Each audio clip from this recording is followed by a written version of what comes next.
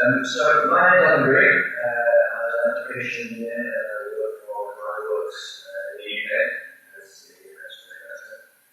And this session is all about configuring my SolidWorks models on the web. I hope everyone could follow that. I'm going to go through a great presentation where I did this today. I'm going to do it. It's going to be the standard PowerPoint. Okay, so these days everybody has their own devices. We've had laptops, desktops, quite a while, but now people started to use phones, started to use tablets. They're getting for Christmas, but then taking them to work, which is great. The problem is that they expect their devices to work with software that's in work. They expect them to be able to read their emails on their tablets, which you can do, but they expect it to work with all sorts of other email, for example.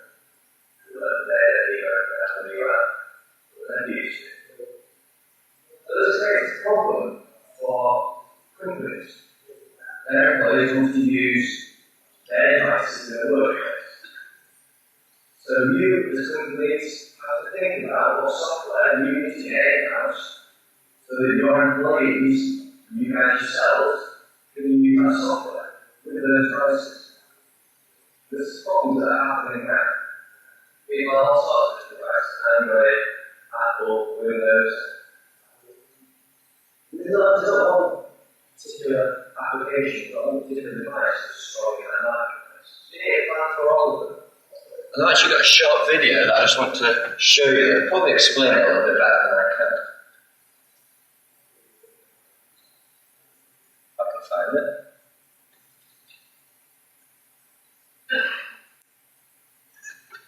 It's only 10 a.m. on Monday morning, and you're ready to ditch. So, it's only 10 a.m. on Monday morning, and you're ready to ditch the IT field for a less frustrating career, like a lumberjack or a piranha dentist. There's a new girl who thought it would be smart to upload sensitive legal docs onto a cloud app so she can work on them from home. Sharon from finance is hovering over your desk, waiting for her turn. She bought the new robot phone that reads your email out loud while it makes your morning coffee. And she wants you to set up her company email on it. Then there's Jimbo from marketing, who wants to know if he could trade in his 3-month-old tablet he just had to have for one of those new Magic Pad Savior of the World punch screen deals, which is definitely not on the list of approved devices. And while you're trying to explain these things to Jimbo, who just keeps saying, "Man, but the punch screen is so rad," you're thinking, seriously, aren't you the one who's supposed to be making the IT decisions around here? Isn't it your job to provide employees the technology they need to do their jobs well while factoring in things like budgets and security? At least that's how it used to be. People showed up in the morning, used whatever technology you provided them, did their jobs, and went home. And everyone started over the next morning. Things are changing. People have access to better and cheaper personal technology than they've ever had before. And technology isn't just changing how people work in general. It's actually blurring the lines between work and life by giving folks more influence and choice over how and where they work and what technology they use to get things done. This is consumerization, and it's impacting you and your company. Your job is to keep things safe, secure, and working properly. So how do you handle the risks that come with consumerization? Answer, you embrace the risks responsibly because the resulting opportunities are even greater. Consumerization is an opportunity for you to help people work in ways that better suit their jobs and their personalities. It's an opportunity to provide people with technology that makes them more productive and makes their work more enjoyable. Last time we checked, both of those things are good for business. So you have a choice. You can choose to resist consumerization, or you can choose to embrace consumerization responsibly and become a spearhead for the change it brings within your organization. Consumerization is happening, and it's good. Your organization becomes more productive with more choice. Jimbo is happy, and you're the hero. So if you're willing to say yes to the opportunities that consumerization brings, Microsoft is here to help.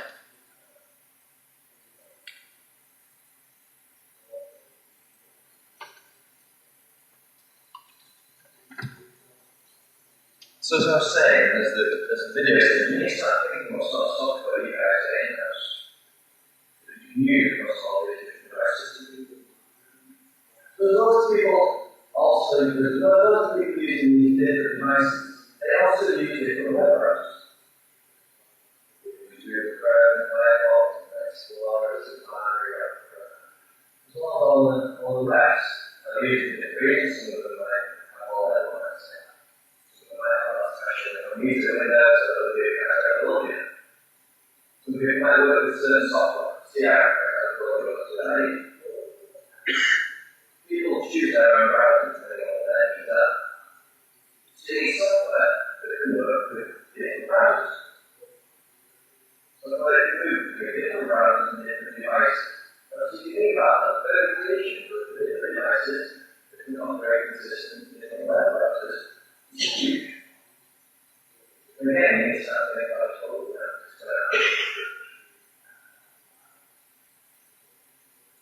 people also want to be they also want to see configurability.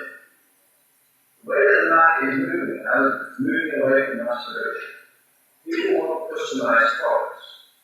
When they buy a new iPad, they want their name straight on the back of it. When they buy a sofa, they want a certain colour, a certain size, a certain shape, all to fit in their new living room. People want that choice.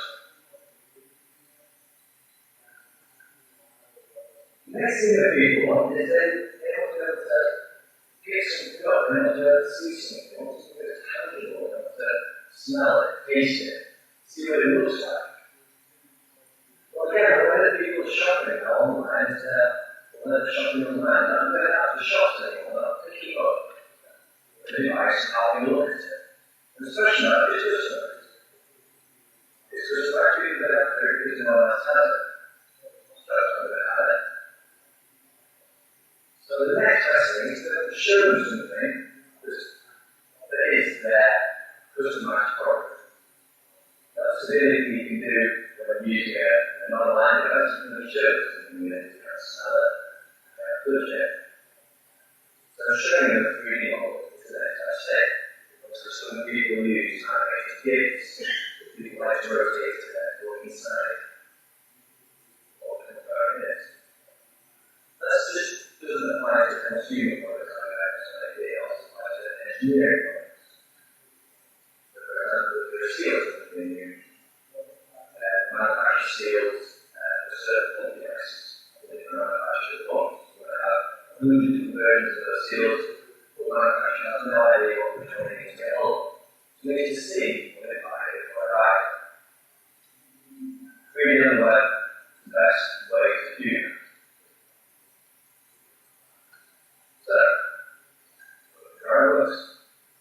SolidWorks has a solution for all of these problems. SolidWorks has the ability to run on all sorts of different devices. It can run on all sorts of different web browsers on those devices. Lots of names, Firefox, Safari, Internet Explorer, Google Chrome, and it runs on Android, Apple, and Windows. Most people run browsers nowadays as an automation product, so you can create custom products, make it solid. Make custom designs, you can log onto the website, share that light, that material. You don't have to do that. What it can then do is it can show 3D models. With our technology, our 3D technology, we should direct export from SolidWorks. This direct export from SolidWorks can be shared with that. So what I'm actually going to be doing today is I'm actually going to be showing you how this works, seeing the lead. I'm going to show you how this works and how you guys can use this technology to try it. So what we've got here is we've got a very simple chair configurator.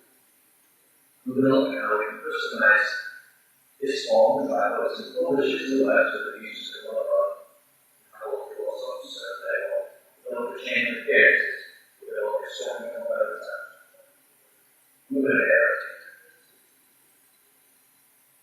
The process that we're going to do, that we're going to use to get that functionality, we're going to start with SolidWorks with a SolidWorks model.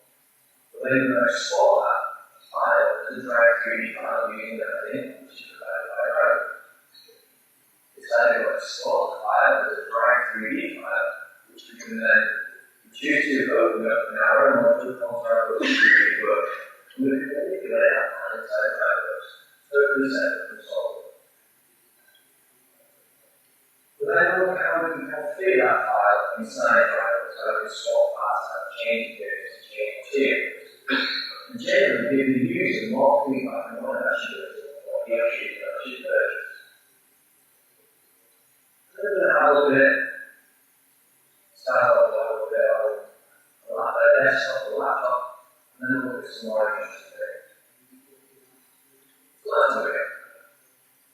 So the first thing we're going to look at is we're going to look at some static files. So DriveWorks at the moment has 3 different ways of showing 3D models on the web. You can either do a direct export, well the first one is a direct export from SolidWorks. You have one file, you export it as a Drive 3D file.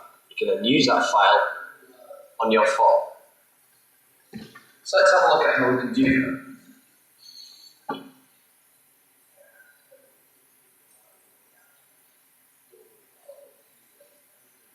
So, if any of you are not aware, this is DriveWorks.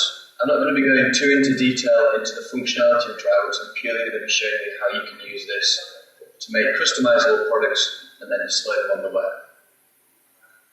So this is a DriveWorks form, and you can see, I'll just turn this on. As you can see, we have 3 pictures at the bottom. What we're going to look at doing is we're going to look at changing a 3D file depending on what the user selects from this form. Now these are feeds that go on the bottom of a check. So let's have a look at how we can do that. Start off with, I'm going to open up SolidWorks. And then,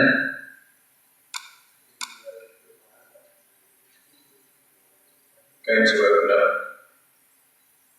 some SolidWorks files. I've got 3 SolidWorks files here, one of each corresponds to one of those pictures on the form. So let's have a look at the first one, this chrome tube. So quite a basic model, it's just a simple part, box extrude, chamfer, and the box extrude. Nothing overly complicated. Now if I go to my add-ins, and with DriveWorks installed, I get this add-in called DriveWorks 3D Export. And with that checked, if I go to save a file, I get a DriveWorks 3D file. A Drive 3D file. And I can save it. What I can then do is I can go into DriveWorks, and if I just add a certain control type, it's going to show this 3D file. Just drag it in there. And I go to build this file in property. I can quickly and easily link to that file, and I can show it form. But what I want the user to be able to do is I want them to be able to select these buttons and that image to change. I want them to get live feedback on what they're choosing. So first of all, I need to create some 3D files from the other components. Again, we're going to save those as Drive 3D files.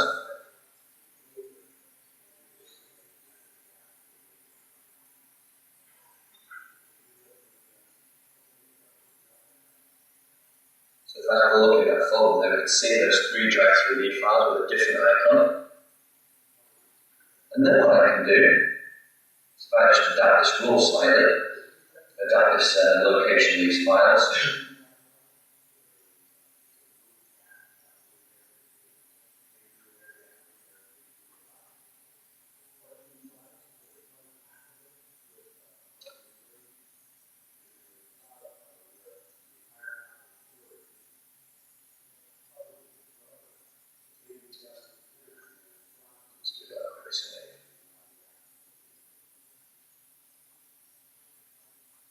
And just do exactly what I just did before, link that through to those 3D files so I get the location of the file.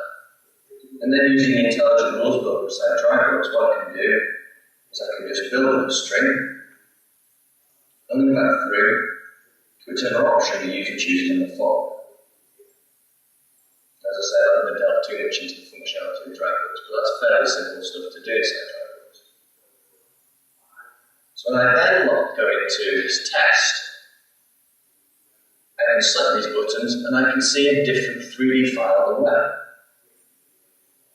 You can see that DriveWorks is also going to show the texture of that file.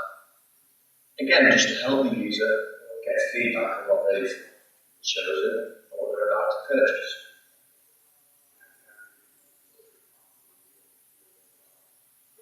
So I'm just going to make this look a little bit better so we get that link in the background behind it.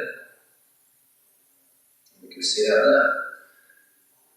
So the whole purpose of this was so I can show it on the web. So let's have a look at how we can do that.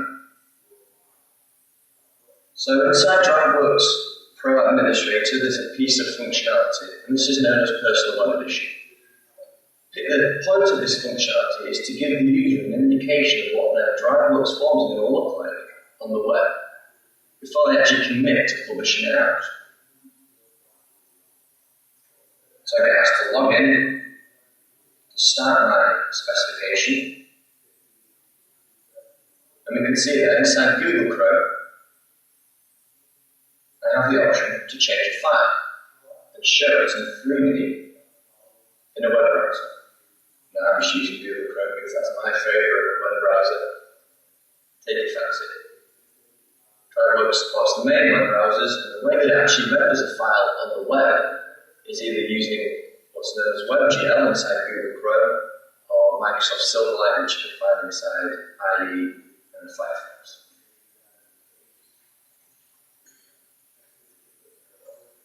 So that's mode 1, that's showing static files.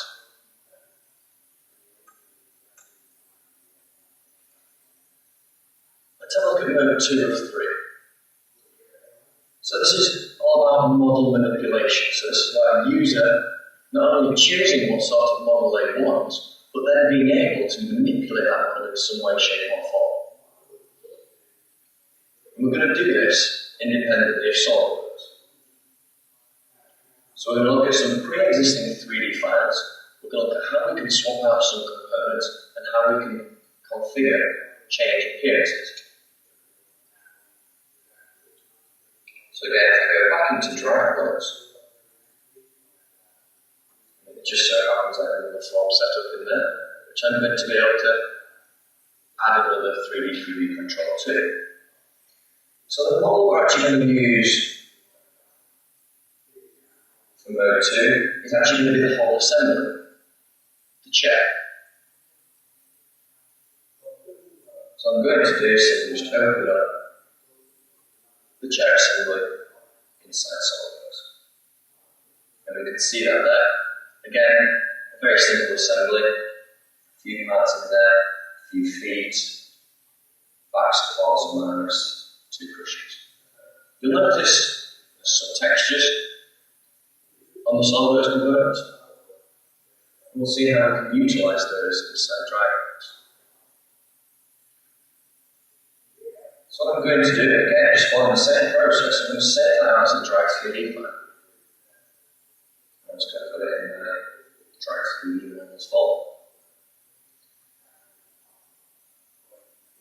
So if I just have a look in that folder, we can see that chair assembly. What I can do is I can open that model. What it's going to do is it's going to show me in what's known as DriveWorks 3D Workshop. I just move that down a bit.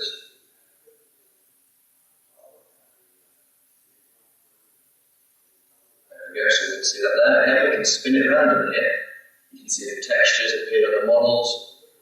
And again, this model is totally independent of SolidWorks. You only need to do this once. We can see we have a model structure like we do inside SolidWorks. All the different parts which exist within the assembly. You can also see we have the different appearances which are in the SolidWorks file. Now you can see there at the moment we've got a few different cotton grey appearances. And what that's pulling from is it's pulling from the different instances in the SolidWorks model, and then lifting them into the assembly.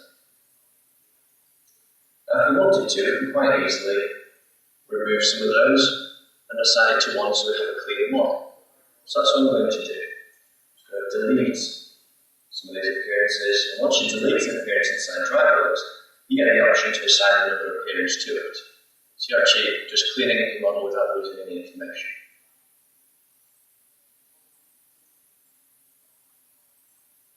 And then with that, I'm just going to rename it as well. And we can see that there. Now if I actually have a look at this cartoon grade, what it's actually linked to is just a JPEG file. So when you save the file out from SolidWorks, what DriveWorks will do is it'll get hold of the texture from SolidWorks and save it out as a JPEG so you can use it in Build.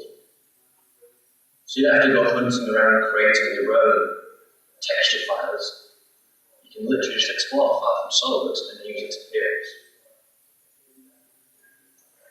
Let's see if I want to, I can also change a few of these different sliders. This at the moment is changing this one texture, so if I look at the white, which is in feet, there we go.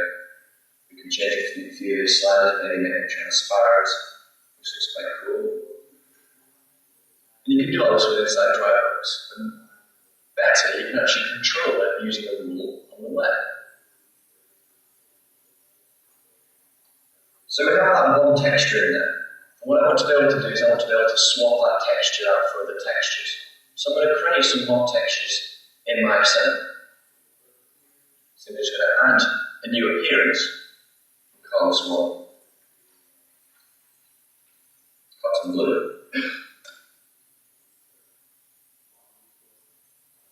Cotton beige. And cotton blue.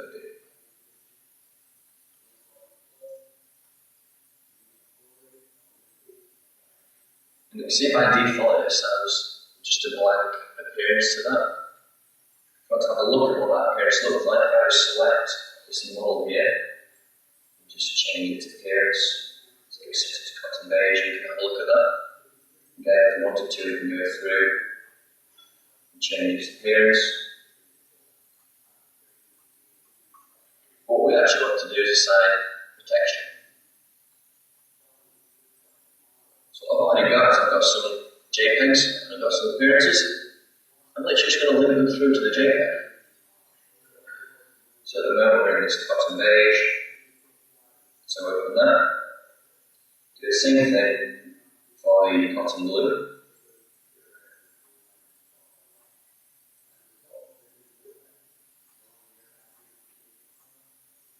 And then cotton grey. And you can see there's that bit of texture in there. You can also see what it's done. So it hasn't actually mapped the texture. So the same way that you do in SolidWorks, you actually have to tell DriveWorks how you want to map that texture. Because DriveWorks doesn't know how you want it to look. So I'm just going to change the scale factor so you get it looking a little bit more like cotton.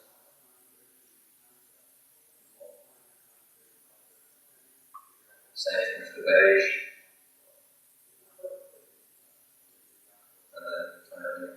The blue. So we can see those in there, we can see we can actually swap these textures out for other textures within DriveWorks 3D Workshop. So if I just change that back to the cotton grey and save it. So the way that we actually change these textures is we select on a component and tell it what texture it needs to be, exactly the same way that you do inside SolidWorks. So what we actually need to do is we need to tell DriveWorks that we want to swap these textures out for certain components. So I'm going to select the components that I want to change the appearance of, which is the cushion at the back, cushion at the bottom, the structure, and both armrests. Fairly straightforward. And we'll give that a save. So what I can now do is I can go back into DriveWorks and I can use that file. Now we're going to use this file in a slightly different way to the way we use the static file. When we use the static file, we use the property of a file name.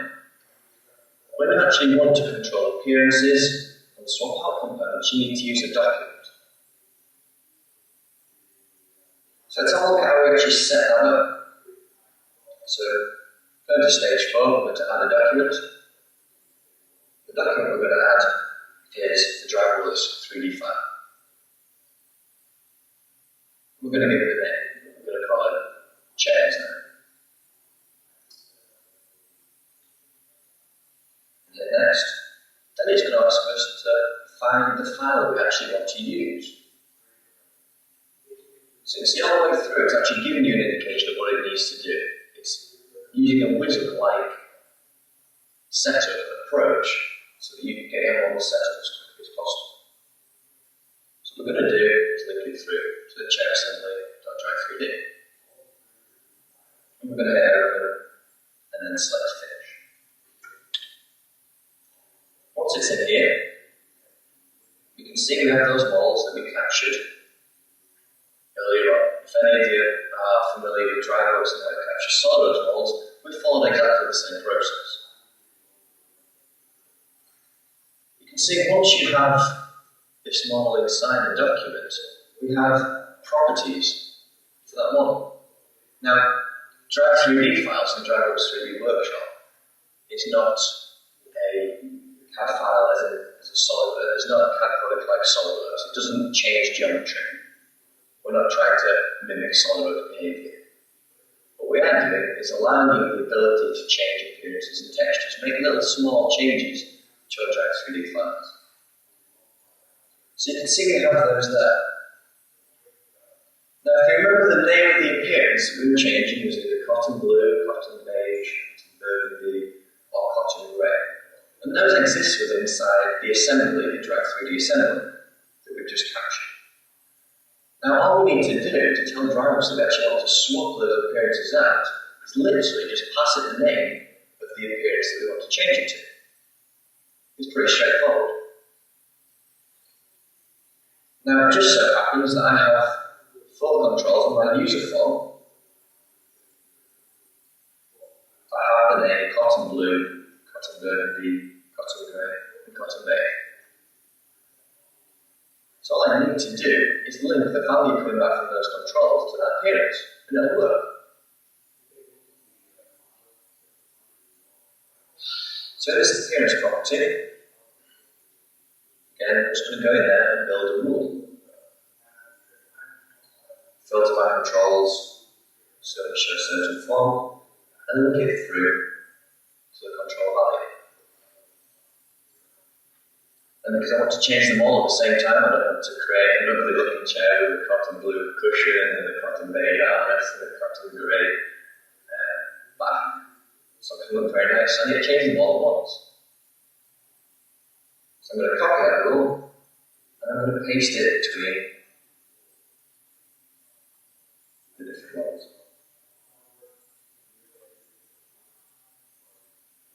Okay, straightforward. All we're doing is passing the name of an appearance that we want to swap inside the Drive3D file. Now, there's also one other thing that I need to do to get this to work. So when DriveWorks saves out these new files, what it's actually going to do is it's actually going to start to build a 3D component library so that you have all those files at your fingertips. If you actually start to do that, over time you'll notice your Drive3D files get a lot quicker because it already exists. It's exactly the same principle with SolidWorks. If you detect that a SolidWorks file already exists, you don't need to go back and make it again, you simply just open it. So the way that I'm going to do that is I'm going to link it through to the material. So it's going to give you the name chair design cotton blue. And just a pretty standard name for a chair. That's all we're changing. So if I okay that rule, go back onto my form and just go through the same process. Add a preview box on there. Mode 2. Make that a bit bigger. I'm going to have this time to the chainsaw. But this time on every wheel, you can see we've got the whole assembly in there. And you can see it can change its texture. So you can see we have some of the transparent piece on there, but you can see we have the 4 different textures applied to one dry 3D file. So on one 3D file, we've actually created 4 permutations. So again, let's have a look at how this looks on the web. Again, for those of you who are familiar with DriveWorks, I'm actually using DriveWorks 10, and this is a beta release of DriveWorks 10, which is set to be released in March. Currently on version 9. So again, just has to log in. I'm thinking of 3D. And again, this time, we've already done that one. Let's move on and have a look at the next one. This is what I've talked about. I'm using it. So 2 seconds.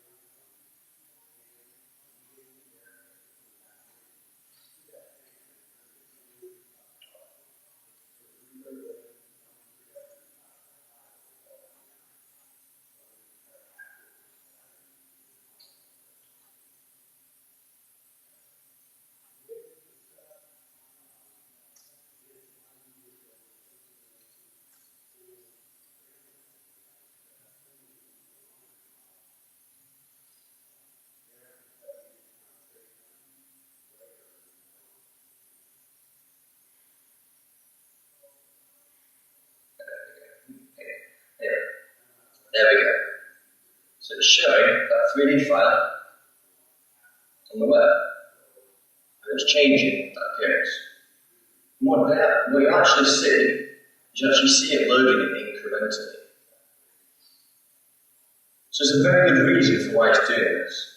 I don't know what's coming out, I could use pink color, but it's showing it incrementally. And the reason for doing that is when a user logs onto a website, say they're configuring a trailer. Obviously, if you think of a trailer inside SolidWorks, it's quite a large file. It's the same size when it goes into DriveWorks.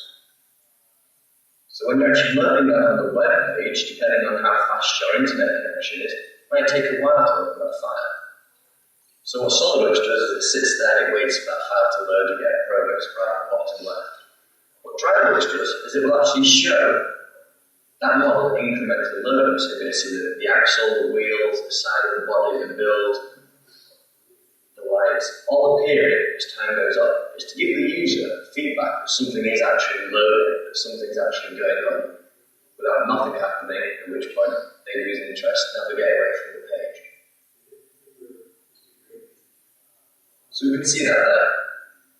You can see because I set the transparency of my feet to be transparent, we can't see any feet.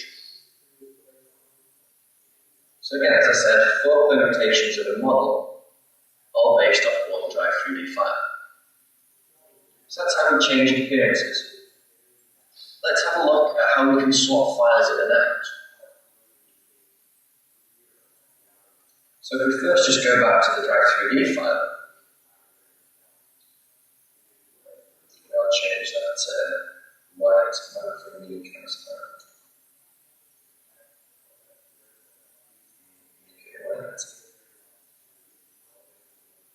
Okay, so we can see them. So what we're actually going to look at doing is we're actually going to look at swapping these feet out for some other feet. So the same way that you do inside SolidWorks when you go to replace a file with another component, we're going to do that. We're going to do it within DriveWorks, independent of SolidWorks. We're going to create the files inside SolidWorks and then use DriveWorks to swap them out. Because DriveWorks is a lot faster at making those changes and rendering to the web than SolidWorks. So, first thing I'm going to do is to create some new 3D files for the feet. So, I'm going to use Crow Tube again.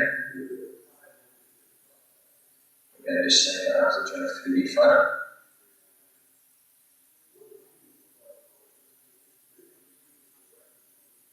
Same thing for the plastic block.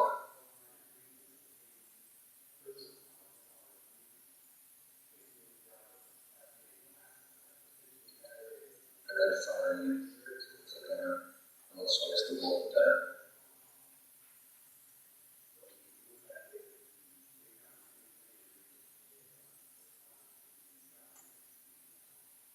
So now, if I have a look at my assembly, we've created those 3D files for the feet. If we wanted to, we can open them up. And we can open them up inside 3D Workshop. But there's actually no need. So what we're going to do is we're going to swap them out for the foot type that already exists within inside the Drive 3D file. So in here, we're going to select the plastic block. Again, you can either select it from the tree, or you can select it from the model itself. I'm going to select to swap the file out. And I'm going to swap it out. We'll hold it down. You can see DriveWorks inserts that part and brings through its texture. And that's actually a great way to get textures into your 3D files. So if you don't have the texture already from a JPEG, that you just swap it in from another SolidWorks file and you've got that JPEG inside your raster model. So it's quite quick and easy to swap these files out through 3D Workshop. But what we're actually going to do is we're actually going to look at how we can do that using DriveWorks. But first of all, I just want to explain on how DriveWorks actually swaps these files. So when you insert SolidWorks and you choose to replace a foot of a chair with another foot of a chair, depending on how you set your model up, makes it going to fail, or they might fail. Now the reason for that is that SolidWorks is they may not have the correct reference. You might have made it to a face of a model. As soon as you make it to a face only exists within inside that part, it doesn't exist within inside another part.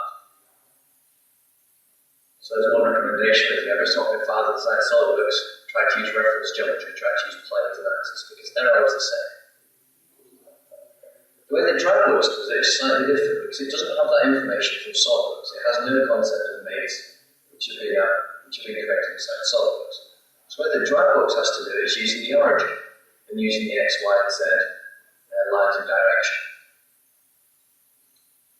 So the way that these parts have been created, if I just go back into SolidWorks, they've all been created from the top plane, and the origin is in the center of the top plane, and they're being extruded down.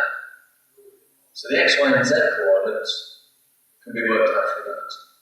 So what we need to do is, if we want to create our own 3D file, we're going to swap in and out, we need to make it the same way. We need to make it with the origin at the center of the top plane and extrude it down. Again, it makes sense. So what we're going to do, as you're going to see my amazing SolidWorks skills, we're going to create a node block. We're going to create it from the top layer. We're going to create a sketch.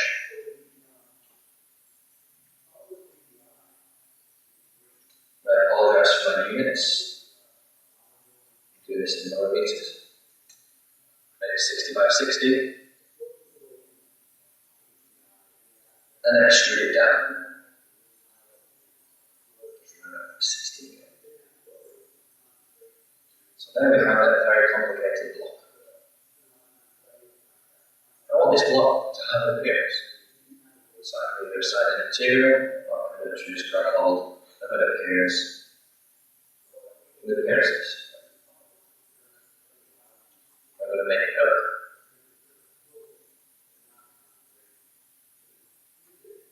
I'm just going to save this file. Call it block, open block. Very inventive. And I'm also going to save it as a Drive 3D file. Because I want to swap this file for another foot. Again, I'm going to save as Drive 3D file. It's in the same location as the others. I can save it. Again, this time if I go back into Drive 3D, I can swap that file for the other block. And you can see it there. Again, very straightforward. Again, it's also brought in the appearances.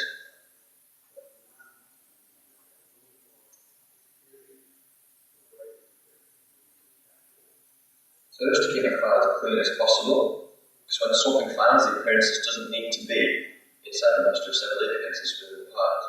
So I'm just going to delete those two appearances out.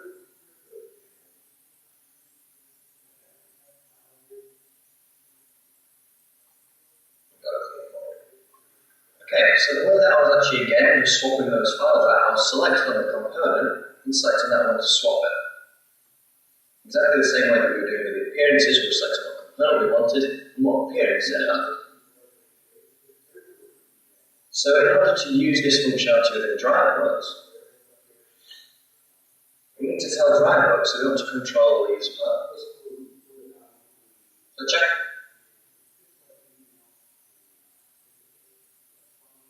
And save it. So the next time that I go into DriveWorks, and I go to my documents, and I hit my refresh button so I can go and get all the latest information we've changed, it'll bring those parts in. So remember that we had that replace the file rule when we selected on the other ones. That's the one that we use when we're actually replacing files, swapping files. So what we're going to do is we're literally going to do the same thing. So pretty much the same rule that we use for a static 3D file when we're swapping it in there. We're going to use the same rule in here. We're just going to link it to another file and tell it to swap for that file. So again, if I choose my file dialog, browse to my 3D model, select our Pro Tube. Again, just using the same sort of rule in there, my Excel syntax in there, and change that for my footer. So you can see there, it's created my Drive 3D space models, backslash, all of Drive 3D. You'll notice it's not a fully qualified path. That's because this is relative to where DriveWorks stores its project information. Now the benefit of not fully qualifying a path is if you decide to put this on a network and you've qualified it to your C drive, or your D drive, or one of my colleagues has a Z drive, not everybody's going to have a Z drive. So chances are it's not going to be a fine. So leaving a path which is relative to a project as far as DriveWorks is concerned is a really good idea, a really good thing, because it's always relative to that project no matter what machine you're on. It also means that you don't need to have models on each machine. You don't have to maintain all of those different models. So with that now, we hit OK. There's one last thing we need to do before we're good to go, and that's we need to change this file label. Because now we've actually started to swap out components. So this is the moment with the change that to blue. It's not going to create a unique file depending on what my foot type is.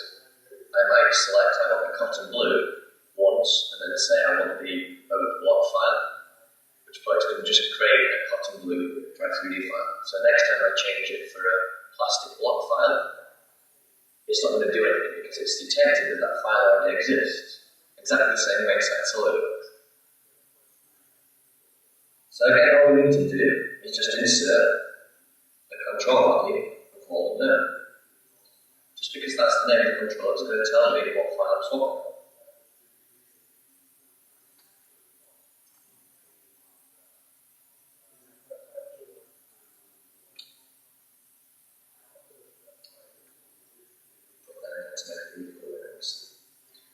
So you can see we've got our file. Obviously it's going to be whatever you want it to be. It doesn't need to be these, it can be a GUID, or it can be the first 3 characters from the left, or whatever you want it to be. So we hit OK, and we're good to go. So let's have a look at how it looks on the form. So you can see there I made one mistake. I'm only assigned the rule to that little part. So quickly means that I can go back and I can modify it. Go back in. Copy that rule. Paste it into the replacement rules. It'll fit. Now this time I'm going to go in. Just get rid of these first.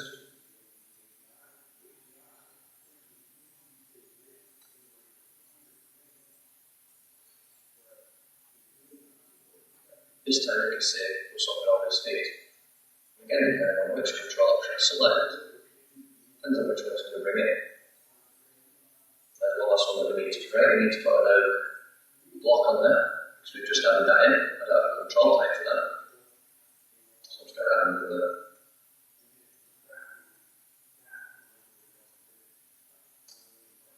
Just add that over there.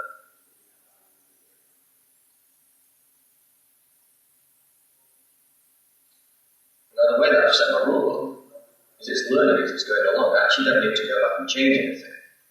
I could add as many of these options as I wanted to. So if I decided I wanted to be extremely inventive and I wanted to create a ball, put that as a foot, I could do.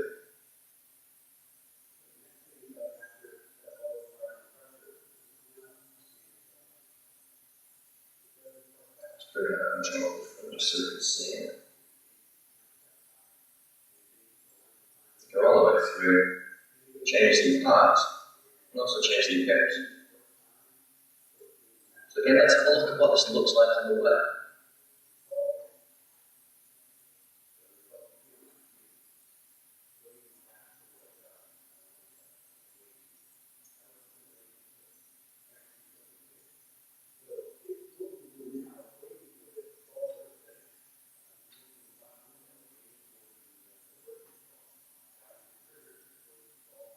So you see that there, I've got that selected, change it, reload the file, it shows me the new feed.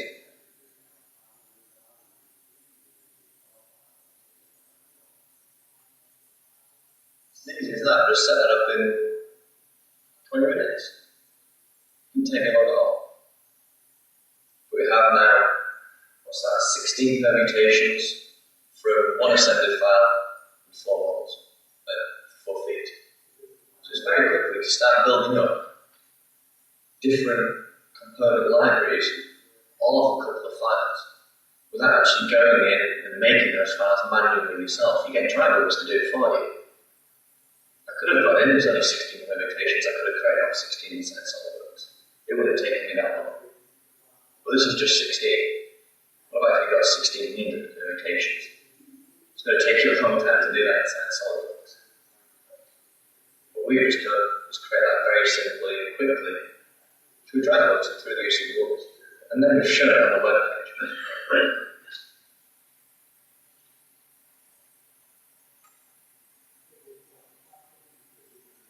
So let's go back and just have a little look at what else is in here. This is display states. This is a little bit different to what SolidWorks considers to be a display state. When DriveWorks uses the term display state, what it actually means is hiding certain components from view. So you can set a display state of a component to be a transparent appearance, at which point it's going to hide that component from the model.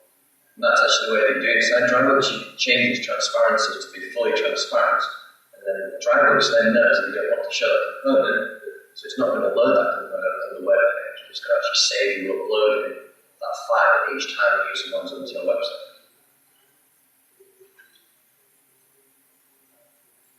So there's obviously a few caveats when you actually start to do 3D on the web. There's a few things you need to think about. You need to think about the models that you're using. Are they large? Is it a trailer body? Is it a house? Does it have loads of intricate features? Does it have all of the different thread types in your screws? That's going to take a lot of information. Now, obviously, when you upload that from your DriveWorks live seat, it's going to have to upload that information each time. The client side is then going to have to download that information each time.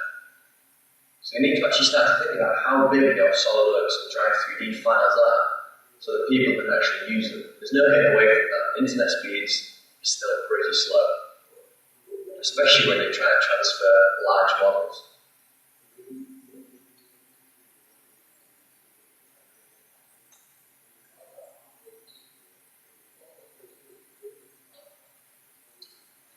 So going through, this is all about component and geometry creation.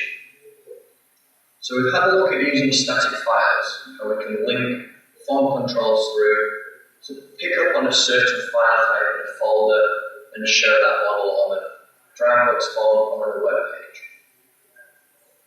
We've had a look at the document type mode 2, model manipulation. We've had a look at swapping out files, changing appearances, creating different permutations of a couple of model sets. Mode 3, as I said, is all about component and geometry creation. But if you remember what I said before, DriveWorks and its 3D technology is not about new component creation. It's not about creating new geometry. But there is a program that's really good at doing that. It's called SolidWorks. So what DriveWorks can do is it can create a new SolidWorks component and then save it out as a Drive3D file and show you on the web. So that enables you to change components, swap them in and out, like we've done in a Drive3D file, but it allows you to do it in SolidWorks. Also allows you to change appearances, exactly like how we've done in Drive3D, but again inside SolidWorks. But it also allows you to change some geometry. So increase the height of this cupboard. DriveWorks can't do that. It needs SolidWorks. So it's going to run the model set through SolidWorks, create a new output, save it as a Drive3D file, upload it to the web so you can see it. And the way that it does that is using the standard model rules inside DriveWorks. So if any of you are familiar with the model rules and drives inside DriveWorks, it's the same sort of process that we've just been through. You capture the models that you want to change, you assign rules to control, parameters, features, configurations, anything you want. Give it a file name rule, put a preview control on a form, and open it on the web. So what this then enables you to do is it allows you to build up 3D, Drive3D component library, and also a SolidWorks component library. So you have both. So when a user logs on and creates a new geometry, you have the SolidWorks geometry you've created and not only the Drive3D file that you've created. So it's extremely powerful. Now if you want to see an example of this, come down to the booth. We have a number of different demonstrations that show this functionality in action. I'd be happy to take you through that. So that's actually the end of the session. I have one thing left to show you, and SolidWorks kind of stole off under a bit as well. SolidWorks actually announced that they're about to release, e-drawings on the Android. I've had e-drawings on the iPad for a while. And now the Starbucks release e-drawings for the Android. What we've actually done is because not all devices are good enough to generate 3D files on the web. As I said, we use different technologies to display 3D files. We use WebGL, depending on the browser, or Microsoft Silicon, also depending on the browser. Most tablet phone devices can't do that, they don't have that technology. So what we've done is we've created our own application. So that has the cameraman zooming in. But on here we have the DriveWorks application. Now in order to this DriveWorks application,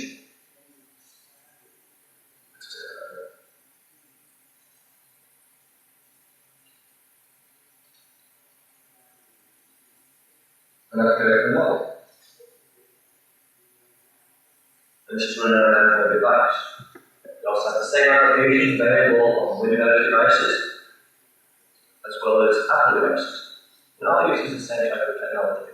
You can configure components on the web.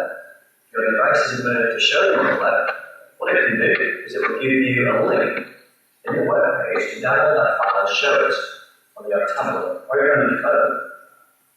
If you don't have the application, it will then take you to download the application. Now, big shot here, the application is free. You don't need to pay for it. As I was saying, this is actually the beta release of DriveWorks 10. We're actually releasing DriveWorks 10 in March. So in March, all these different applications will be available to download from their respective applications. So it's to really help you sell more of your products. User logs onto the website and using their tablet device, it's just on the group device list. They're trying to use it on the web page to download a file. DriveWorks is a simple solution to show 3D models on any device. It's extremely powerful, a great sales tool, and a great way for your users to see what they're actually purchasing. Okay, so that's actually the end of the session. If you'd like any more information, talk to your local SolidWorks reseller, or email us at info@driveworks.co.uk. I know the partner pavilion is now closed, but if you want to sneak back in, you can visit us through 818. Does anyone have any questions before we get kicked out?